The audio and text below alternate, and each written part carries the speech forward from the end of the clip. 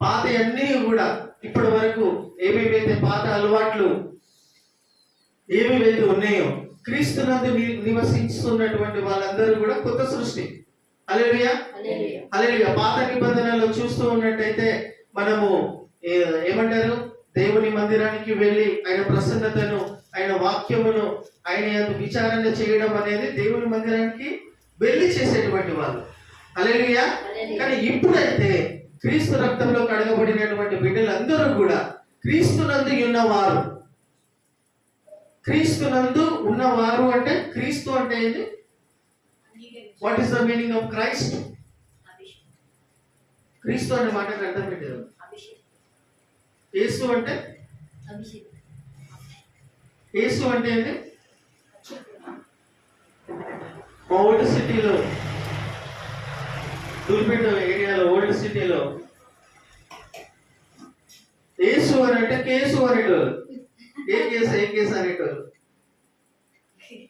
యేసు ప్రభు అంటే ఏ కేసు గురించి మాట్లాడుతున్నావు? మేము ఏం కేసు చేయలేదు సార్, వెళ్ళిపోండి. యేసు అంటే కేసు, ఏ కేసు అనేటోళ్ళు. అట్లుండోళ్ళు 60 మంది దేవుని నమ్ముకొని రక్షణ తీసుకుని బాప్టిజం తీసుకున్నారు. యేసు అనే మాటకు అర్థం ఏంటిది చెప్పాలా? What is the meaning of యేసు? రక్షకుడు. హల్లెలూయా. యేసు అంటే ఏంది మాటకు అర్థము? క్రీస్తు అంటే అభిషిక్తుడు. Hallelujah. Anointed one. He himself is anointed one. ఆయన ఎవరు అభిషేకించడం కాదు. హీ హిమ్సెల్ఫ్ ఇస్ అనాయింటెడ్, అభిషిక్తుడు. అర్థమైందా ఇప్పటికైనా? యేసు ప్రభు, యేసు అంటే రక్షకుడు, క్రీస్తు అంటే అభిషిక్తుడు, అనాయింటెడ్ వన్. నిన్ను అభిషేకించాలన్నా, నిన్ను అనాయింట్ చేయాలన్నా దేవుడే, క్రీస్తే అభిషేకిస్తాడు. హల్లెలూయా హల్లెలూయా. క్రీస్తు యేసునందు ఉన్నవారు అనగా క్రీస్తులో ఉన్నటువంటి వాళ్ళు నూతన సృష్టి అని అంటే, ఇంకొక చోట లేఖనాలలో రాయబడినటువంటి విషయం ఏమై ఉన్నదంటే, ప్రభు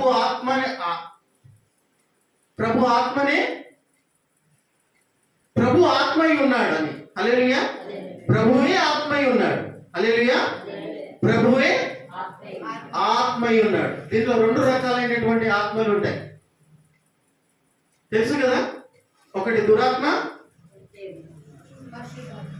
ఒకటి పరిశుద్ధాత్మ.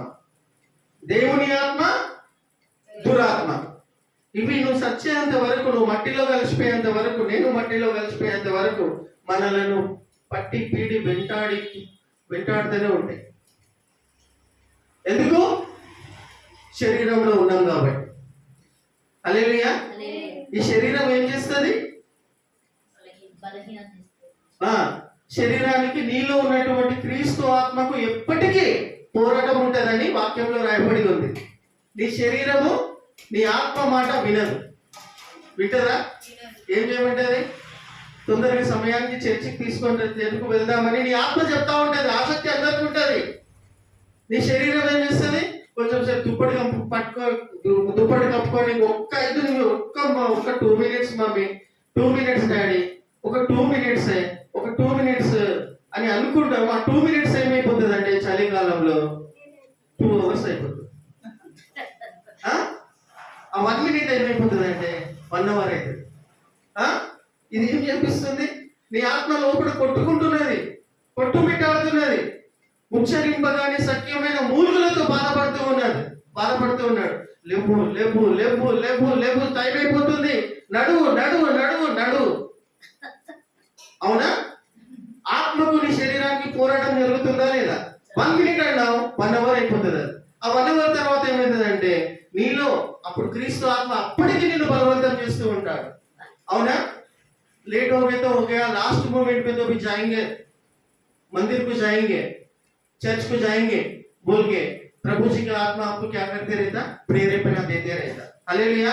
లేట్ అయినా పర్వాలేదు, వెళ్దాం. ఎందుకు ఈ విషయం చెప్తున్నా?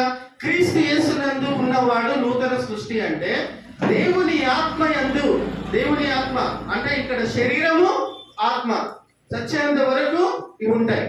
శరీరం నిన్ను తినుము, తాగుము, సుఖించుము, ఇంకేమేమో చేయము అని చెప్తా ఉంటది. దాన్ని కంట్రోల్లో పెట్టుకునేటువంటి వాడే హల్లెలూయా క్రీస్తునందు ఉన్నవాడు. హల్లెలూయా నీ ఆత్మ చెప్పుచున్న ప్రకారంగా ఆయా సమయాలలో హల్లెలూయా మంచిగా వినాలి ఈ మాట. మీ ఆత్మ చెప్పుచున్న ప్రకారముగా వర్ధిల్లుచున్న ప్రకారంగా అన్ని విషయాలలో ఉంది అని రాయబడి ఉన్నది. అన్ని విషయాలు ఇన్ ఎవ్రీ సిచ్యువేషన్. అర్థమవుతుందా? నీలో దేవుని ఆత్మ ఉందా, దురాత్మ ఉందా? దేవుని ఆత్మ ఉంటుంది, దురాత్మ అనేది కూడా ఉంటుంది. నువ్వు దేని మాట వింటున్నావు అనేది ముఖ్యం. హల్లెలూయా దేవుని ఆత్మ వింటున్నటువంటి వాళ్ళు, క్రీస్తునందు ఉన్నటువంటి వాళ్ళు నూతన సృష్టి వాళ్ళు. అన్ని పరిస్థితులలో దేవుని ఆత్మ చెప్పుచున్న ప్రకారంగా నడుచుకుంటున్నటువంటి వాళ్ళు క్రీస్తునందు ఉన్నటువంటి వాళ్ళు. హల్లెలూయా అభిషేకుని యందు ఉన్నటువంటి వారు. హల్లెలూయా అభిషేకం రిలీజ్ అయితేనే ఉంటుంది. అడుగడుగున step by step, little by little, అల్లు తోడా అది ఉరికియది, పరిగెత్తియది, కన్ఫ్యూజన్ లోకి తీసుకెళ్ళదు. హల్లెలూయా అప్పుడు అనాయింటింగ్ రిలీజ్ అవుతుంది. దాన్ని ఆత్మీయ ఎదుగుదల అంటారు. ఎదుగుతున్నావు అని అంటారు. హల్లెలూయా ఆత్మలో ఎదుగుతున్నావు. అభిషేక్తునిలో అభిషేకము పొందుకుంటూ ఉన్నావు. అడుగడుగున ఆ ఆత్మ చెప్పుచున్న ప్రకారంగా ఎవరెవరైతే నడుచుకుంటూ వెళ్తారో క్రీస్తునందు ఉన్నటువంటి వాళ్ళు. హల్లెలూయా లేదు తర్వాత చూసుకుందాం, बाद में देख लेंगे, अभी बहुत एज है अपने को, अपन नौजवान बच्चे हैं, अब बूढ़े हो जाने के बाद, नहीं तो काम होने के बाद, बेटी होने के बाद, बेटा होने के बाद, शादी होने के बाद, जॉब मिलने के बाद, पैसा आने के बाद प्रभु जी की सेवा करेंगे बोल के कौन बोलता? आपका शरीर बोल रहा है. హల్లెలూయా నీ శరీరం ఆ విధంగా నేను చేస్తున్నాను, ప్రేరేపిస్తున్నందుకు మనం నిర్లక్ష్యం చేస్తున్నాం. కానీ అన్ని పరిస్థితులలో, అన్ని సమయాలలో దేవుని ఆత్మ చెప్పుచున్న ప్రకారంగా అది 24/7 నేను గైడ్ చేస్తూనే ఉంటాడు. హల్లెలూయా 24 గంటలు 24/7 అంటే ఏంది? 24 అంటే ఏంటిదమ్మా? 24 గంటలు కరెక్ట్. 7 అంటే 7 దినాలు. హల్లెలూయా 24/7 అంటే 24 గంటలు వారమంతా నిన్ను గైడ్ చేస్తూనే ఉంటాడు. దాన్ని దుఃఖపరచదు. దుఃఖపరిస్తే ఆ అనాయింటింగ్ ని, ఆ క్రీస్తు యొక్క అభిషేకాన్ని కొంచెం పోగొట్టుకునేలా అవుతాం అంతే. హల్లెలూయా క్రీస్తు యేసునందు ఉన్నటువంటి వాళ్ళు నూతన సృష్టి. పాత అన్ని గతే जो भी हो गया भाई, उसके बारे में बात ना करो, उसके बारे में हो गया, मेरे से गलती हो गया, प्रभु जी माफ कर दिए और मैं उसके बारे में सोचना नहीं चाह रहा. हालेलुया प्रभु जी माफ कर दिए, मेरे गुनाहों को माफ कर दिया ऑलरेडी क्रॉस पे पूरे अपने खून से, उनके खून से, उनके लहू से क्रॉस पे पूरा क्लीन करे सो है, माफ करे सो है. हालेलुया तू कौन है मेरे को मेरे गुनाहों के लिए बात करने वाला कौन है? तू నువ్వెవరు? నా తప్పులు లెక్క పెట్టడానికి, నా పాపాలు లెక్క పెట్టి నా కళ్ళకు చూపించడానికి ఎవడు నువ్వు? అప్పవాది అలచులే.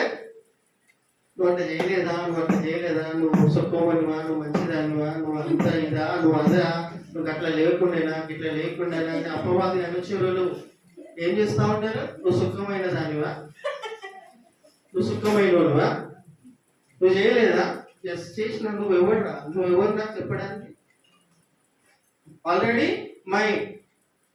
నా పాపాలన్నీ కూడా క్లీన్ చేయబడ్డాయి. దేవుడు క్షమించాడు, నేను మర్చిపోయినా. నువ్వు ఎందుకు మర్చిపోతాను? దేవుడు నేను చేసిన అన్ని కూడా క్షమించేసాడు. పశ్చాత్తాపడడం వలన, ఇంకొకసారి నేను అలా చేయను ప్రభువా అని నువ్వు అనుకోవడం వలన దేవుడు నూతన సృష్టిగా నిన్ను తయారు చేసాడు. హల్లెలూయా కొత్తగా తయారు చేసాడు. దేవుడు క్షమించేసిండు. నేను చేసిన అన్ని కూడా నేను మర్చిపోయినా. నువ్వు ఎందుకు మర్చిపోతలేవు? నువ్వు ఎందుకు ఊరికి ఎత్తిపెట్టి చూపిస్తున్నావు? ఎవరు అసలు నువ్వు? Who are you? ఎవరు భయ్ మీరు? హూ ఆర్ యు అంటే అర్థమవుతుందా? నేను అపవాది అనుచరుని కాబట్టి నేను శోధకుడు, శోధిస్తూనే ఉంటాడు. అపవాది అనే మాటకి ఏంది? నిందించే వాళ్ళనే. నిందలు చేసేటువంటి వాళ్ళందరూ ఎవరు కూడా నిందించేటువంటి వాళ్ళందరూ ఎవరు? అపవాది సంబంధికులు. నిందలు చేస్తారు చూడు, శోధిస్తూ ఉంటారు, అటు చేసినే చెప్తా ఉంటారు. వీళ్ళందరూ కూడా they are the angels of Satan. Angels of Satan. Hallelujah. ప్రియమైన వారు, what I point out you, మీకు ఏం తెలియచేయాలనుకుంటున్నానంటే, క్రీస్తు అప్పుడైతే దేవుని మందిరంలో చేరి వాక్యంలో ధ్యానించి ఈ సిస్టమ్ పెట్టుకోవడం మంచిది. ఏది? దేవుని మందిరము దేవుని మందిరమే. నేను దేవుని మందిరానికి వెళ్ళడానికి నిర్లక్ష్యం చేయను, అలక్ష్యంగా ఉండను. దేవుని మందిరం యొక్క విలువను నేను తెలుసుకున్నాను. దావీదు మహారాజు లాగా నేను దేవుని మందిరానికి లోనికే వెళ్ళి నా జీవిత కాలం అంతా వాక్యమును ధ్యానించదను. దాంట్లో ఉన్నటువంటి బ్యూటీనెస్, దాంట్లో ఉన్నటువంటి వాక్యమును ధ్యానించేటువంటి బ్యూటీనెస్ అనేది, ఆ ప్రసన్నత అనేది నా రాజ్య పరిపాలనలో కూడా లేదు, నాకున్న బలగంలో కూడా లేదు, నాకు పొగుడుతున్న మనుషులలో కూడా లేదు, ఎక్కడ లేదు. కానీ దేవుని వాక్యం ధ్యానించుటలోనే హల్లెలూయా అనేది ఉన్నది. అయితే ప్రియమైన వాళ్ళ కొత్త నిబంధనకు వచ్చేసరికి క్రీస్తు యేసునందు ఉండి మనమే దేవుని యొక్క ఆలయము అయి ఉన్నది. అది వేరే సబ్జెక్ట్. ఏమని చెప్పాలనుకుంటున్నా, ఏమని పాయింట్ అవుట్, రెండే విషయాలు నేను ఇక్కడ చెప్పి నేను ముగించేస్తున్నాను.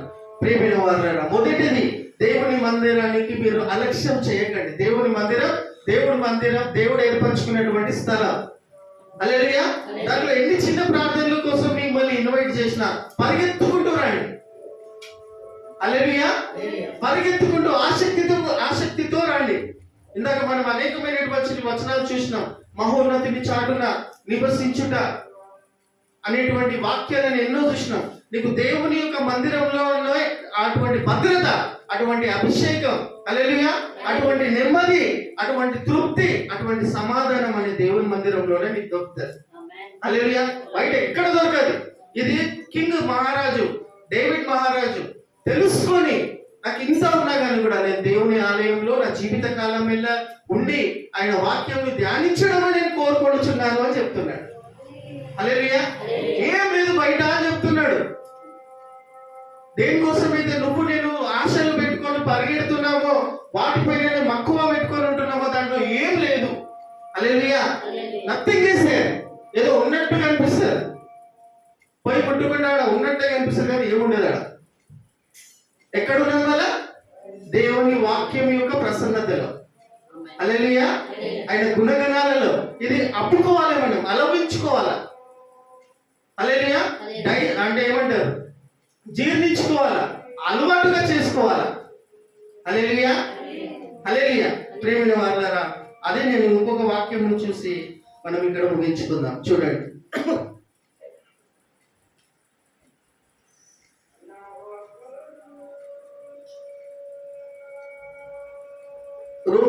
రోమన్స్ 12:2 చదవండి. రోమన్స్ 12:2 చదవని మనం ముగించుకుందాం. మీరు ఈ లోక మర్యాదను అనుసరింపక ఉత్తమమును అనుకూలమును సంపూర్ణమునై ఉన్న దేవుని చిత్తమేదో పరీక్షించి తెలుసుకున్నట్లు మీ మనస్సు మారి నూతన మగుట వలన రూపాంతరం పొందుడు. హల్లెలూయా.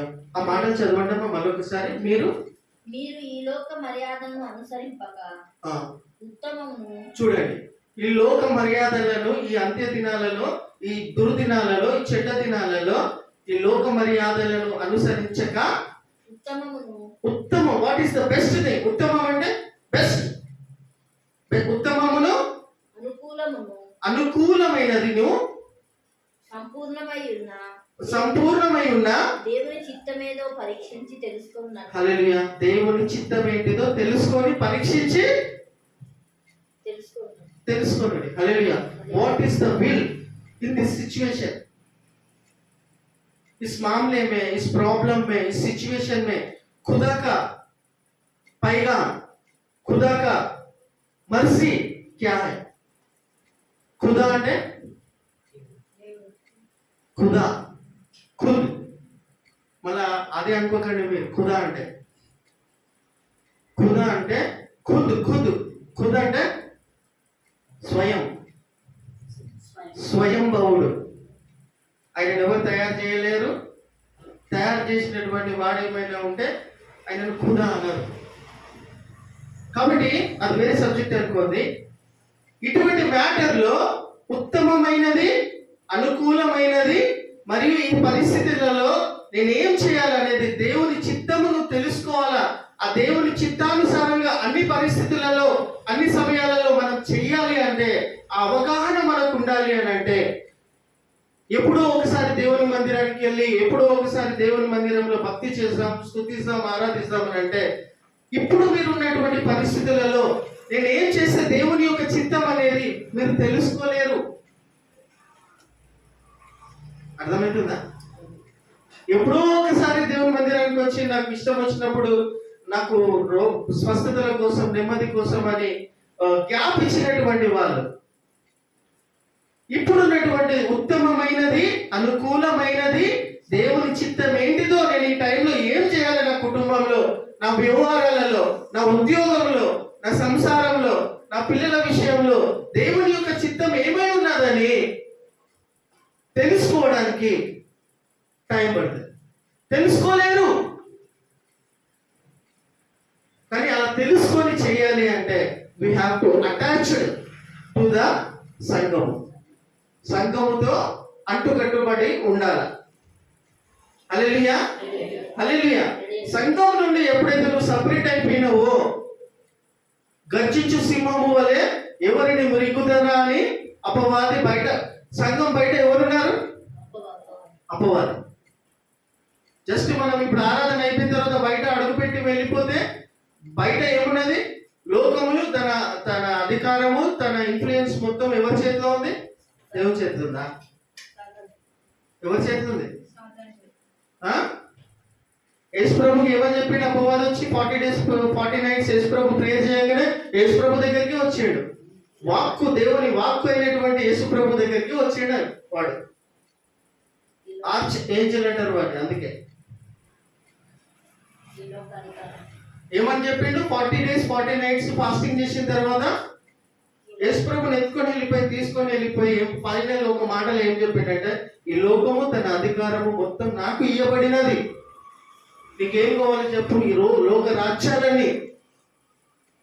రాజ్యాలని దాని మహిమయు, దాని ఐశ్వర్యము సమస్తమును నేను నీకు ఇచ్చేదాను, నేను నీకు ఇచ్చేదాను, జస్ట్ నువ్వు నన్ను మొక్కేలు. దేవుని వాక్కు అయినటువంటి యేసు ప్రభువుకి సవాల్ చేశాడు. ఎత్తుకొని వెళ్ళిపోయాడు, తీసుకొని వెళ్ళిపోయాడు అరణ్యంలో. ఏమేమో టెంప్టేషన్స్ చేసాడు, ఏమేమో శోధించాడు. నువ్వు నేను ఒక లెక్కన. బయట ఎవరున్నారు? అపవాది. లోకాన్ని వెళ్తూ ఉన్నాడు కాబట్టి, ఏమని చెప్పాడు యేసు ప్రభుకి? లోకం అధికారం అంతా కూడా నా చేతిలో ఉన్నాయి కాబట్టి అడుగు అన్నాడు. ఎప్పటికీ కూడా అందుకోసమే తన పర్ణశాలలో, తన గుడారములో, తన మందిరములో, తన సంఘములో అంత భద్రత, అంత క్షేమము, అంత నెమ్మది, అంత ఐశ్వర్యము హల్లెలూయా ఉన్నదని డేవిడ్ మహారాజు కనుక్కొని, నాకు ఇంత ఉన్న ప్రభువా, నీ మందిరంలోనికి, నీ సంఘంలోనికి వెళ్ళి వాక్యంని ధ్యానించడమే నా జీవిత కాలం అంతా నేను ఇష్టపడుతున్నా. హల్లెలూయా. దానికంటే తృప్తి ఏం లేదు ప్రభు, దానికంటే నెమ్మది ఏం లేదు. ఎందుకంటే బయట ఎవరు ఏమున్నది? ఎస్, గర్జించు సింహం వల్ల కొంచెం చోటిచ్చినవా ఎత్తుకొని వెళ్ళిపోతాడు. కానీ దేవుడు ఎత్తుకొని వెళ్ళిపోనీయడు. Hallelujah. Nobody is able to snatch them out of my hand అని అన్నాడు యేసు స్వయంగా. నా చేతిలో నుండి ఎవడు కూడా మిమ్మల్ని ఎత్తుకొని వెళ్ళిపోవడానికి వీల్లేదంటాడు. ఎత్తుకొని వెళ్ళిపోవడానికి వీల్లేదు. Nobody, nothing can be separate from the love of Christ. Hallelujah. ఆయన మిమ్మల్ని వదలడు. ఒకసారి మీరు నమ్ముకొని వదిలేసి ఆయనను వదిలేసిన, ఒక్కసారి మీరు నమ్ముకున్నారు అంటే, రక్షకుడు సృష్టికర్త అని తెలుసుకొని ఆయన సొంత రక్షకుని ఇలాగ అంగీకరించి బ్యాప్టిజం మీరు తీసుకున్నారంటే, మీరు ఆయన వదిలేసిన ఆయన మిమ్మల్ని వదిలిపెట్టాడు. Hallelujah. That is the love of Christ. Hallelujah. ఎంత దూరమైన పారిపో, ఎంత గుంపులో కలిసిపోయి మాయమైపో, రెండు దెబ్బలన్నా కొట్టి నిన్ను తీసుకొచ్చి మంచం మీద పండబెట్టైనా బోధిస్తూ ట్రీట్మెంట్, సరే బిడ్డ ఇట్లా ఇట్లా ఇట్లా కొట్టైనా నేను పండబెట్టైనా నేర్పిస్తాను కానీ నిన్ను వదిలిపెట్టాడు. That is the love of Christ. Hallelujah. No, I am with you even to the end of the age అని చెప్పాడు. హల్లెలూయా. ఏం చెప్పాలని ప్రయత్నం చేస్తున్నా అంటే, దేవుని మందిరంలో అంత క్షేమం, అంత భద్రత, అంత ఐశ్వర్యం నువ్వు ఏదైతే బయట వెళ్ళి తెచ్చుకోవాలనుకుంటున్నావో అది దొరకదు. బయట ఎవరున్నారు? అపవాది వారి అనుచరులు ఏలుతున్నారు. ఏమేమో ఆలోచనలు పుట్టిస్తారు, నీకు ఏమేమో చూపిస్తారు, ఏమేమో వైభవం చూపిస్తారు. చాలా మంది దాన్ని నమ్ముకొని ఆకర్షణకు లోనైపోయి ఇదే సర్వం ఇదే సమస్తం అనుకొని భ్రమపడుతున్నారే తప్ప అది నిజమైనటువంటిది దేవుని ఆలయంలో, దేవుని మందిరంలో, దేవుని ప్రసన్నతలో, దేవుని వాక్యంలోనే నీకు లభిస్తుంది. ఇది మూలమై ఉంటున్నది. నీ ఆశీర్వాదాలకు, నీ దీవెనలకు, నీ నెమ్మదికి, నీ తృప్తికి, నీ ఐశ్వర్యానికి ఇది మూలమై ఉంటున్నది. దేవుడు పెట్టిన విధానమై ఉంటున్నది. హల్లెలూయా. హల్లెలూయా. ప్రియమైన వాళ్ళ ఆ ఒక్క వాక్యం చదువుకొని 27:4 కీర్తనలు చదువుకొని మనం లేచి నిలబడి ప్రార్థన చేసుకుందాం.